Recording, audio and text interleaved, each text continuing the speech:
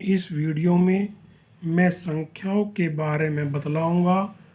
संख्याएं आज तक आपने पढ़ी हैं, सम संख्याएं, विषम संख्याएं,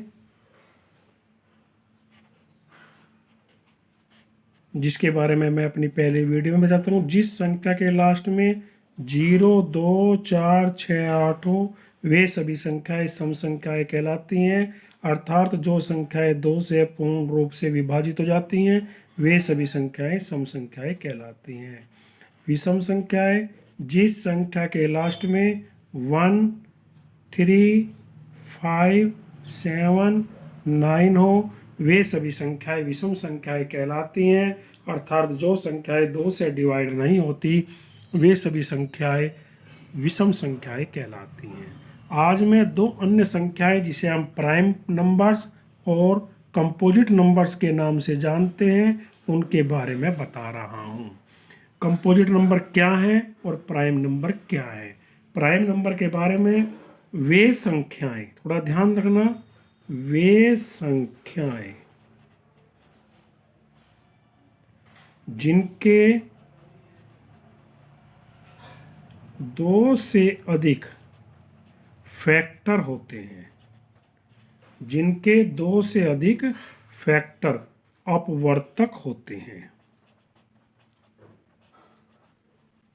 वे सभी संख्याएं भाज्य संख्याएं कहलाती हैं। और वे संख्याएं जिनके केवल 2 ही फैक्टर होते हैं, 2 ही अपवर्तक होते हैं, वे संख्याएं सब प्राइम नंबर्स कहलाते हैं। बच्चे, इन संख्याओं में बड़े कन्फ्यूजन होता रहता है कि कौन सी संख्याएं भाज्य हैं और कौन सी अभाज्य हैं। मैं एक एग्जाम्पल के द्वारा, जैसे एक नंबर 1 है, 1 का सिर्फ 1 ही अपवर्तक होता है, 1 ही फैक्टर होता है। 2 है, 2 का 1 से भी डिवाइड हो जाता है और 2 से भी डिवाइड हो जाता है। जैसे 3 है, 3 किससे डिवाइड होगा, 1 से होता है और 3 से होता है। किंतु 4 है, वो 1 से भी डिवाइड हो जाता है, 2 2 जा 4 भी हो जाता है, 4 1 जा 4 भी हो जाता है। 5 है, 5 1 से डिवाइड होता है, 5 से होता है। लेकिन 9 है, ऐसे हम बढ़ते जाएंगे। 9 है, 1 से भी डिवाइड होगा, 3 से भी डिवाइड होगा और 9 से, जिसके केवल 2 ही फैक्टर हैं। जैसे ये और ये दो तीनों संख्याएं, 2 भी, 3 भी, 5 भी, वे क्या हैं, प्राइम नंबर्स हैं। और जिनके 2 या 2 से अधिक फैक्टर्स हो जाते हैं, गुणनखंड हो जाते हैं, वे सभी संख्याएं भाज्य संख्याएं कंपोजिट नंबर्स कहलाते हैं। लेकिन एक ऐसा नंबर है, ना तो इसके 2 फैक्टर हैं और ना इसके 2 से अधिक फैक्टर हैं, इसलिए एक का एक ही अपवर्तक है, इसलिए ना तो एक भाज्य है और ना ही अभाज्य है, ना प्राइम है, ना कंपोजिट है, वो सिर्फ एक नंबर है, एक पूर्ण नंबर है। तो यदि कोई पूछी जाती है सबसे छोटा अभाज्य प्राइम नंबर कौन सा है, तो सबसे छोटा प्राइम नंबर 2 है, जिसके 2 टुकड़े हो सकते हैं, 2 फैक्टर हो सकते हैं, 1 और 2। अब मैं एक और एग्जाम्पल के द्वारा बता रहा हूं। जैसे एक ट्री है, इस ट्री पे नंबर 5 है, 5 की 2 शाखाएं निकली, एक 1 हो गई और एक 5 हो गई। तो ये कौन सा नंबर है, प्राइम नंबर है। जैसे क्या है, 90 है, एक पेड़ है,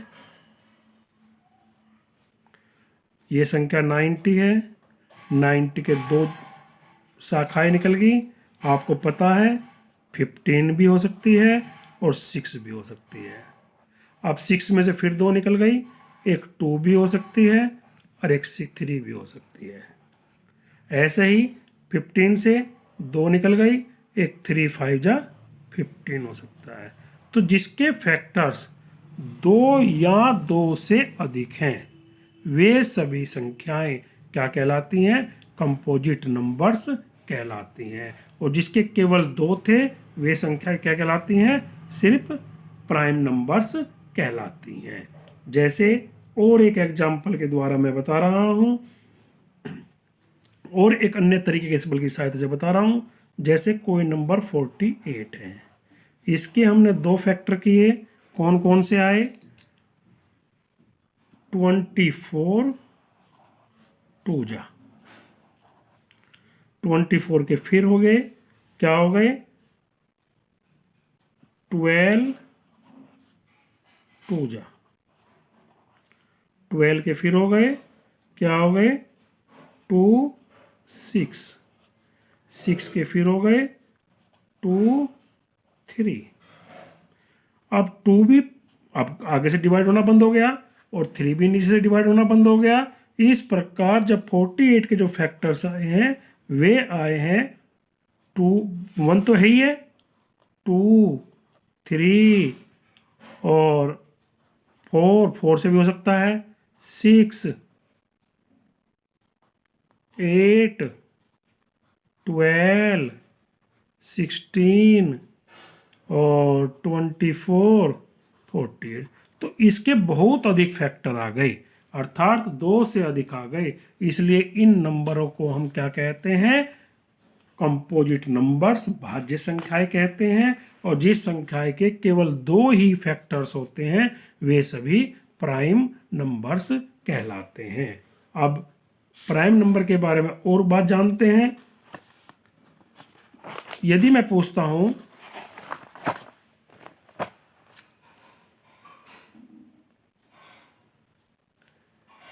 80 और 90 के बीच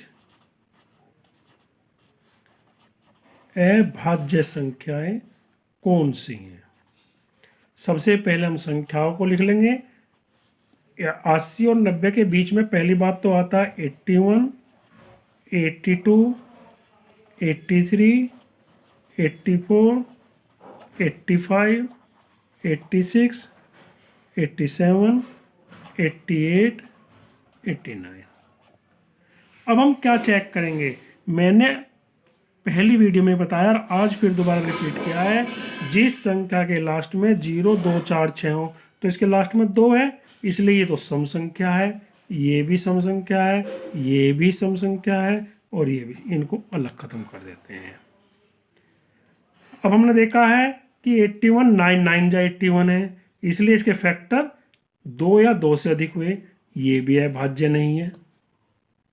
अब 83 है, 83 का कोई फैक्टर नहीं है, 83 के केवल सिर्फ 2 ही हैं, 83 1 से या 83 से डिवाइड होती है, इसलिए 83 एक कौन सा नंबर है, प्राइम नंबर है। 85 जिसके लास्ट में 5 है, मैंने बताया था जिस संख्या के लास्ट में 0 और 5 होता है वह संख्या 5 से जरूर डिवाइड होती है, इसलिए ये भी अभाज्य नहीं है। 87 के बारे में बताया था, हम दोनों नंबरों को ऐड करते हैं, 8 + 7 = 15 और 15 3 से डिवाइड हो जाता है, इसलिए यह संख्या 3 से डिवाइड हो जाएगी, इसलिए 87 भी क्या नहीं है, क्या नहीं है, अभाज्य संख्या नहीं है। 89 केवल 1 से डिवाइड होगी या 89 से डिवाइड होगी, इसलिए यह अभाज्य संख्या है। तो 80 और 90 के बीच में जो दो अभाज्य संख्याएं आई हैं वे कौन कौन सी आई हैं, एक तो 83 और एक 89। इस प्रकार से हम प्रश्नों के बारे में ज्ञात कर लेते हैं। मान के चलिए एक क्वेश्चन है, यदि मैं तुमसे कहूं 20 से लेकर 30, 20 से 30 के बीच की सम संख्या, विषम संख्या, अभाज्य संख्या छाटिए। तो सबसे पहले हम इन संख्याओं को हम काउंटिंग के रूप में लिख लेंगे, क्या क्या संख्याएं होंगी। पहली बात तो 20 के शुरू होंगी तो 21 22 23 24 25 26 27 28 29। जिस संख्या के लास्ट में 2 होता है, एक तो ये कौन सी संख्या होगी, सम, 24 26 और 28, ये सभी संख्याएं सम संख्याएं होंगी। अब बात आती है विषम की, 21 23 25 27 29, ये सब होंगे विषम। लेकिन हमें अभाज्य भी छांटनी है, तो विषम कौन सी हुई? 21, 23, 20। जो संख्या विषम है वह क्या हो सकती है? अभाज्य संख्या भी हो सकती है। अब 21 के फैक्टर 3 7 ज़्यादा हो गए, ये भी कैंसिल। तो अभाज्य संख्या 23, 23 के सिर्फ दो ही फैक्टर होंगे, 1 और 23। 24 भी, 27 भी, 28 भी। दूसरी संख्या है 29, इसके भी सिर्फ दो ही फैक्टर होंगे, 1 और 20। इसलिए ये दो संख्याएं कौन कौन सी? 23 विषम के साथ साथ अभाज्य संख्या भी है। आज आपकी समझ आ गया होगा कि अभाज्य संख्याएं कौन सी होती हैं। वे संख्याएं जिनके सिर्फ दो ही फैक्टर होते हैं, एक तो 1 होता और एक वो नंबर जिसके बारे में वो अभाज्य संख्याएं कहलाती हैं। जिसके दो या दो से अधिक फैक्टर्स होते हैं वे सभी संख्याएं भाज्य संख्याएं कहलाती हैं। वे सभी संख्याएं भाज्य संख्याएं कहलाती हैं। इस प्रकार से मैं दो क्वेश्चनों के द्वारा आपसे होमवर्क के रूप में दे रहा हूं कि बताइए 1 से 30 तक के बीच की सम संख्याएं, विषम संख्याएं और अभाज्य संख्याएं कौन कौन सी हैं। इन्हें ध्यान से समझना है, पढ़ना है। मैथ्स के अंदर पूरी वीडियो देखने के बाद ही मैथ्स की जानकारी होती है। छोटी छोटी गलतियां हो जाती हैं, जैसे कि हमने एक स्पेशल रूप से बताया है, एक न भाज्य संख्या है न अभाज्य संख्या है, वह एक संख्या है, पूर्ण संख्या है। इस प्रकार से अपनी बुक्स के अंदर दिए हुए क्वेश्चनों को आप लोगों को हल करना है। कोई बात समझ नहीं आती कमेंट बॉक्स में लिख देना है। मैं छोटी छोटी वीडियो जो सामने कठिनाई आती है बच्चों के, जब बच्चा बड़ी क्लास में पहुंच जाता है और उसके पिछले बातें याद नहीं रहती है, उनके लिए वीडियो बनाता हूं। इन्हें वीडियो को देखते रहना। धन्यवाद।